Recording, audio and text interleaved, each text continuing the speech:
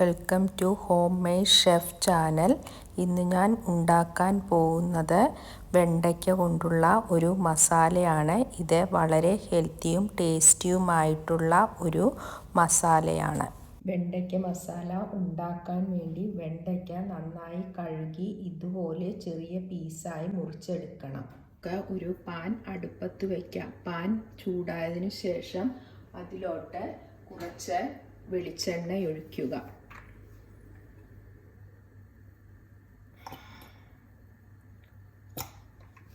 വെളിച്ചെണ്ണ ഒന്ന് ചൂടായതിനു ശേഷം അതിലോട്ട് അരിഞ്ഞു വെച്ച ഈ വെണ്ടയ്ക്ക ഒന്ന് നമുക്ക് വാട്ടിയെടുക്കാം.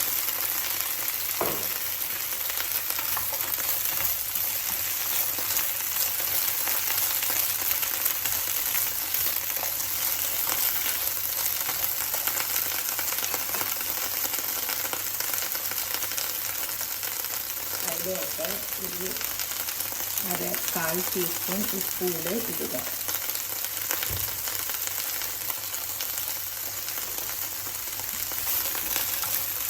എന്നിട്ട് ഒരു 2 മിനിറ്റ് ഇത് ഒന്ന് വഴറ്റുക.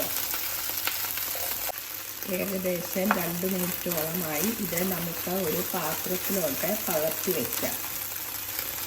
വെണ്ടയ്ക്ക പകർത്തി വെച്ചതിന് ശേഷം ആ പാൻ വീണ്ടും അടുപ്പത്ത് വെച്ച് അതിലോട്ട് കുറച്ച് വെളിച്ചെണ്ണ ഒഴിക്കുക.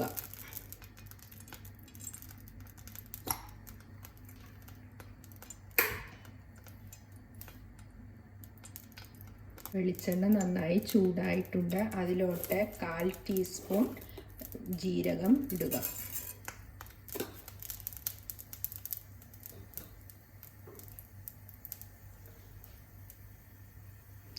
അതിനുശേഷം അതിലോട്ട് അരിഞ്ഞു വെച്ച 2 ചെറിയ സവോള ഇടുക. അതിനുശേഷം നന്നായി ഒന്ന് വഴറ്റുക.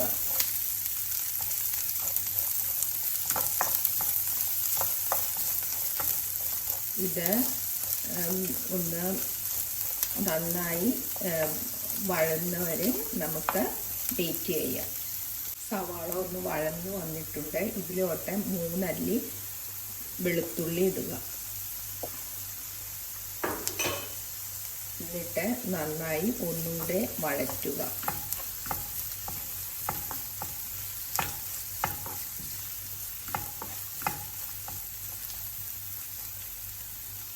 വെളുത്തുള്ളി ഒന്ന് വാടിയിട്ടുണ്ട്. ഇതിലോട്ട് നമുക്ക് അരിഞ്ഞു വെച്ച ഒരു ചെറിയ തക്കാളി ഇടാം.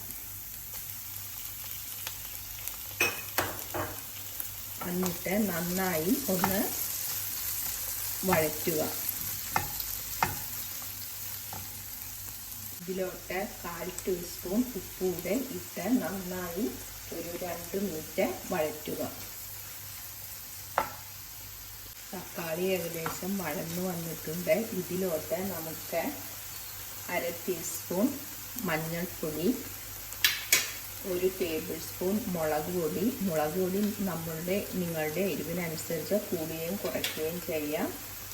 1/2 ടീസ്പൂൺ ഗരം മസാല ഇത് ഇട്ട് നന്നായി പച്ചമണം മാറുന്നവരെ ഇളക്കുക. ഇവരുടെ പച്ചമണം ഏകദേശം മാറിയിട്ടുണ്ട്. ഇതിലോട്ട് നമ്മൾ നേരത്തെ ഫ്രൈ ചെയ്ത് വെച്ച വെണ്ടയ്ക്ക ഇടാം. അതിനുശേഷം കുറച്ച് കറിവേപ്പിലയും കൂടി ഇട്ട് ആവശ്യത്തിന് ഉപ്പും കൂടി ഇട്ട്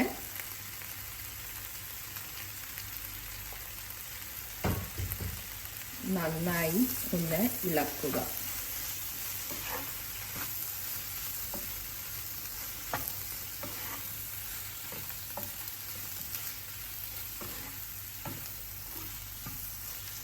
അതിനുശേഷം ഒരു 10 മിനിറ്റ് നമുക്ക് ഇത് അടച്ചു വെച്ച് വേവിക്കാം. നമുക്ക് 10 മിനിറ്റ് വെയിറ്റ് ചെയ്യാം. നമുക്കിത് തുറന്ന് നോക്കാം. വെണ്ടയ്ക്ക ഏകദേശം വെന്തിട്ടുണ്ട്. ഇതിലോട്ട് നമുക്ക് 1/2 ടീസ്പൂൺ കസ്തൂരി മേത്തി ഇട്ട് കൊടുക്കാം.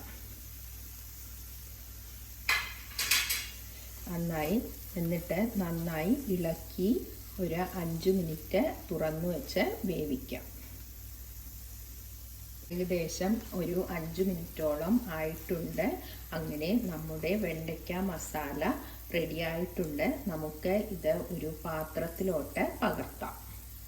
ഈ വെണ്ടയ്ക്ക മസാല ചോറിനും ചപ്പാത്തിക്കും നല്ല കോമ്പിനേഷനാണ്. ഇത് ഇഷ്ടമായെങ്കിൽ എല്ലാവരും ഒന്ന് ട്രൈ ചെയ്ത് നോക്കുക. Please like, share and subscribe my channel. Thank you.